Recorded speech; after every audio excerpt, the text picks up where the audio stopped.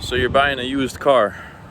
Well, here's 10 things you got to check before you commit to making a big purchase like that. Number one thing I recommend doing when purchasing a car is check the car over in general on the exterior. Just feel free to walk around the car, just check it for any damage, any scratches. Feel free to walk around and take your time looking around. Oftentimes you miss scratches going around it just once, but if you go around multiple times, you notice things like you would have never noticed that first time around, but coming up close and circling multiple times, there's a small nick right there. I don't know if you can tell on the camera, but not a deal breaker at all for a car like this, but that's one thing I noticed after checking it over multiple times. So this is my 2017 Honda Accord Coupe, and I can tell that this car is pretty new looking. This isn't, my first car that I've bought, so I can kind of tell how rough or how new a car looks. And you want the overall newness of a car, if that was a word, Let's imagine that was a word, but when buying a used car, you want it to be as new as, the general appearance of it to be new-like. You don't want to buy a car that's, clearly banged up, and some people use the expression clapped. Things about it are clapped, But this car, if I had to say percentage-wise, I'd say it's about 97% of literally brand new. The wheels are a little bit corroded, but it's 3 years old, and this is upstate New York, so that's expected. But overall, this car is in what I would call beautiful condition. Next thing to check on a car is the underneath. This looks like a very nice car, but underneath the car there could be significant rust, especially if you live in the north. So what I recommend doing is just crouch down under the car and take a few pictures with the flash on to make sure that that it's not like a nightmare underneath. So I'm gonna go ahead and go under the car and do a little video under the car, show you guys what it's like. After buying this car, I actually considered doing spraying it underneath to prevent rust, but it's already been sprayed. As you can see right there, that's the undercoating spray. But this car looks very nice underneath.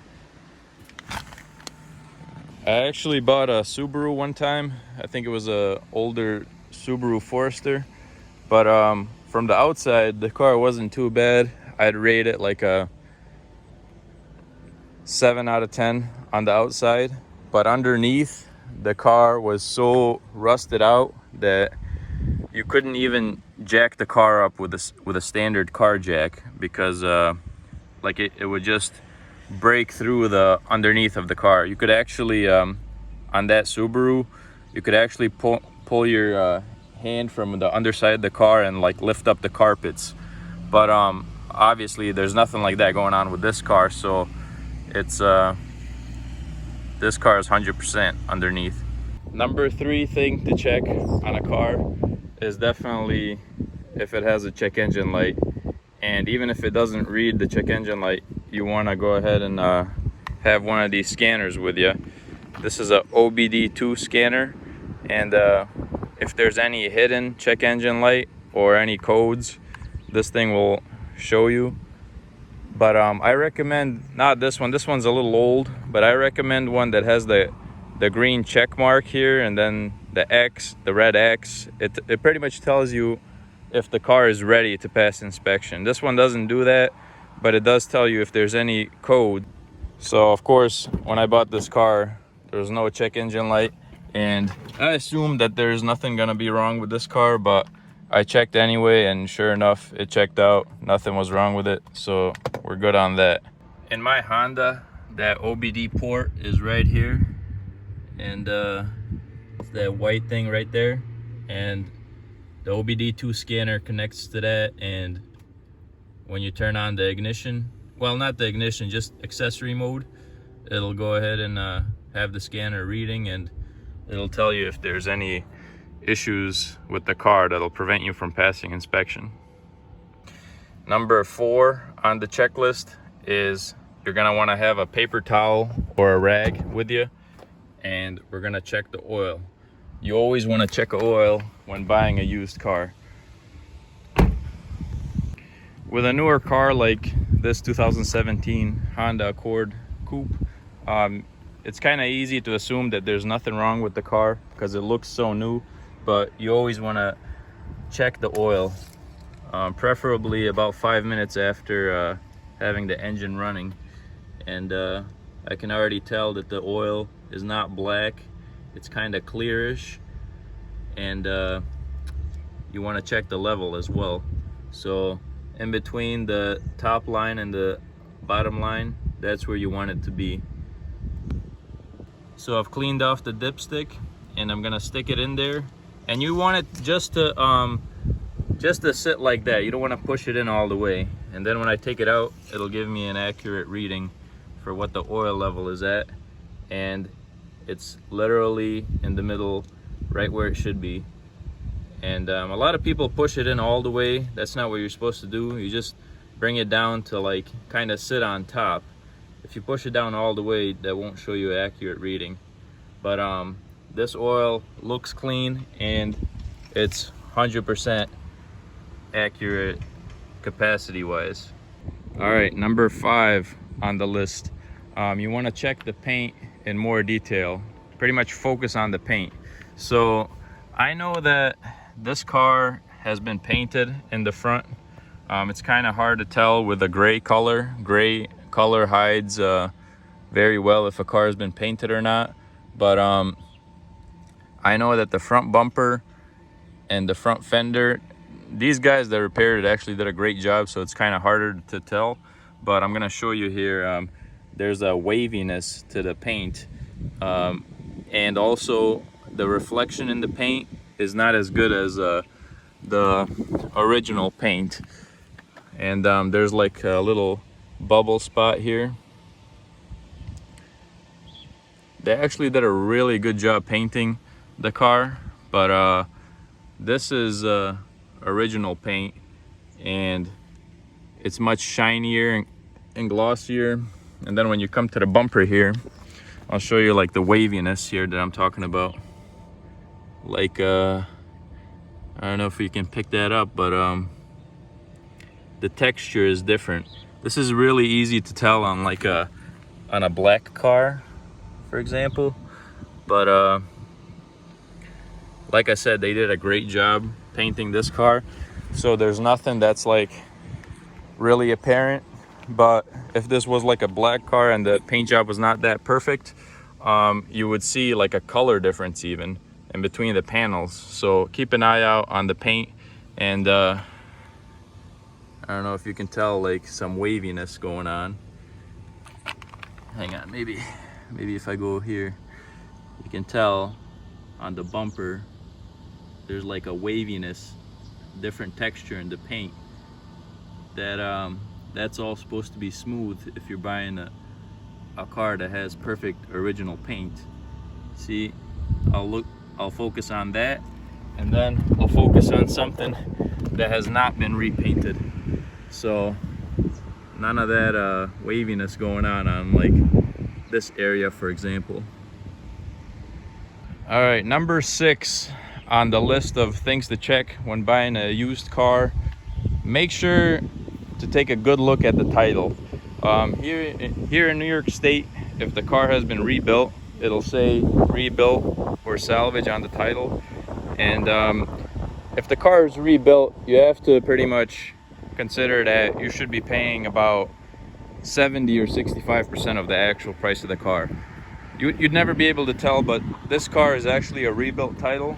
It's been wrecked at some point where it was deemed a total loss, but obviously it's been professionally repaired and nobody can tell that it's a rebuilt title. But yeah, that's one thing that you have to make sure to check on the title. If it's a rebuilt rebuilt title, or if it's a clean title, it won't say anything along the lines of rebuilt or salvage on it.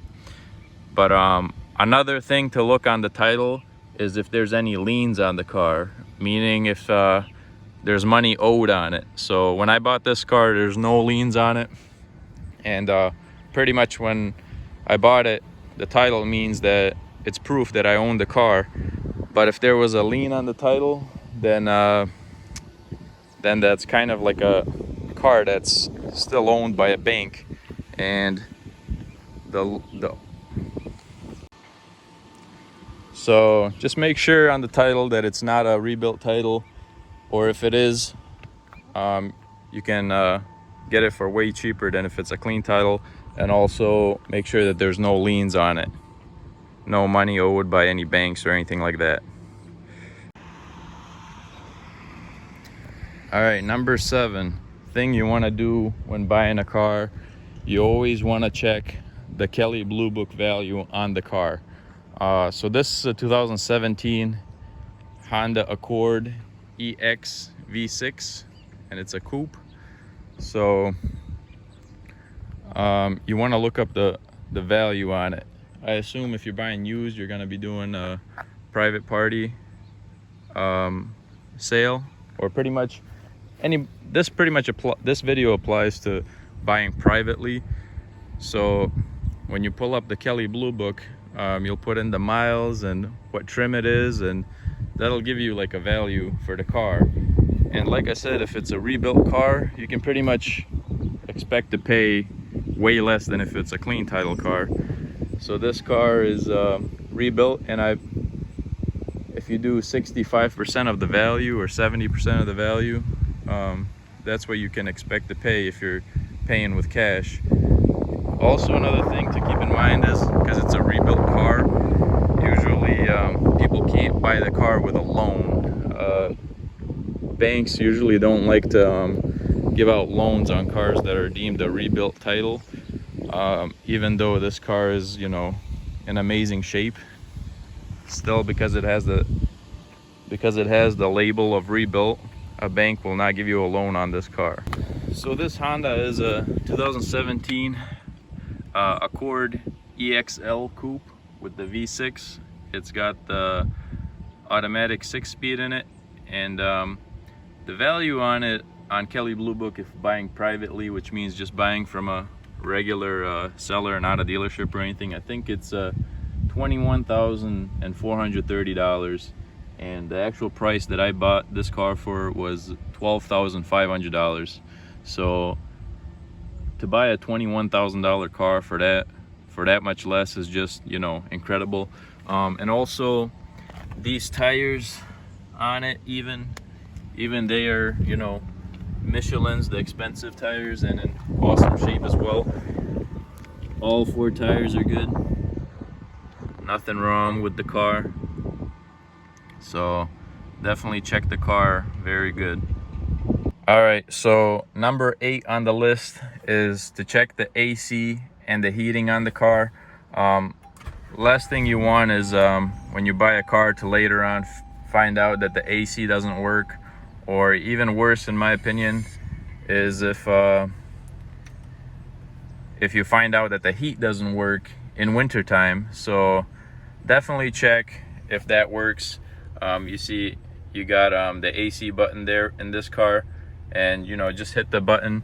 And the way I check is a 2-way method. You see the RPM on the car, so when I hit the AC button and I'll hit it now, you'll see that the RPM gate needle moves a little bit. So the AC is on now, and typically the RPM needle will go down a little bit to let you know that the AC is turned on. And turn up the fan on the car.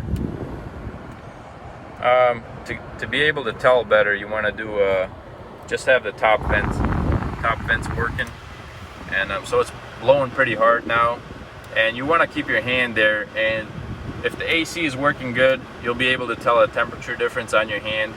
And then just toggle it a few times, so when you turn off the AC, you'll be able to tell there's a temperature difference on your hand. but at the same time it's still blowing, the fan is still blowing the same strength. You can definitely tell if you switch back and forth a few times. Don't do it too quick. When you hit the AC button, it takes a little bit so you tell the difference. And then do the same thing for the heat. Just turn up the temperature, see if the heat works good, and you'll be doing good with that. All right, next is check all the lights on the car. So check that all the turn signals work. I'll just do this for demonstration purposes. I've got the hazard lights on, so you can tell that's working. That works. Have someone hit the brake from inside the car and check on the outside that everything's working. My lights in the back work. On this car, everything works. So, spend a good, I don't know, 5 to 10 minutes checking the electrical on the car. I'll shut that off. Check that all the power windows work. Also, power locks. Just check everything. When you're looking at a car, this is not a time you want to rush. So definitely check the car over and make sure everything works. This car has push button start, so if you're buying a used car that has push button start, start it multiple times. Not like right in a row, but like in front of the seller. Just try to be a little sneaky about it. Just start it, and then after a few minutes start it again. Just make sure there's no issues with starting the car, because sometimes on push to start cars that can be an issue with reading the key and whatnot. So check that over as well. All right, number 10 on the list, last but not least, you definitely want to test drive the car. Never buy a car without a test drive. Like, just take your time test driving it too. You want to don't do anything crazy, like just hit bumps at high speed or something like that, but just drive the car normal. Do a thorough test drive of the car. Like I showed you guys, this looks like a brand new car. It's in brand new condition. Look at inside, even everything. Headliner's good, not good but great. It's pretty much brand new condition. But a car that looks this nice could drive pretty bad. So definitely check the car over with a test drive included. You don't want to buy a car without a test drive. My last car was a 2012 Honda Accord Coupe. This is a 17, but the guy bought it without doing a test drive, and I'm just like, I take good care of my cars, but I could be a schmuck who intentionally try to sell a car with tons of things wrong with it. And even though the car looked good, it could have hundreds of issues with it. So the guy got lucky that he bought it from me, because I take care of my cars. But that car could have been, a wreck. And you definitely want to see for yourself that everything works, that there's no funny issues with, how would I say, vibration or suspension issues. Also, the check engine light can turn on during a test drive.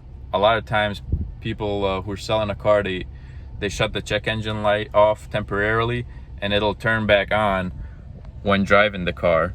So definitely do a test drive. Always do a test drive when buying a car. I hope you enjoyed the video. If you did, hit the like button and subscribe for more videos like this. I make a lot of car videos, motorcycle videos, so if you're into that kind of stuff, subscribe, and I'll catch you next time.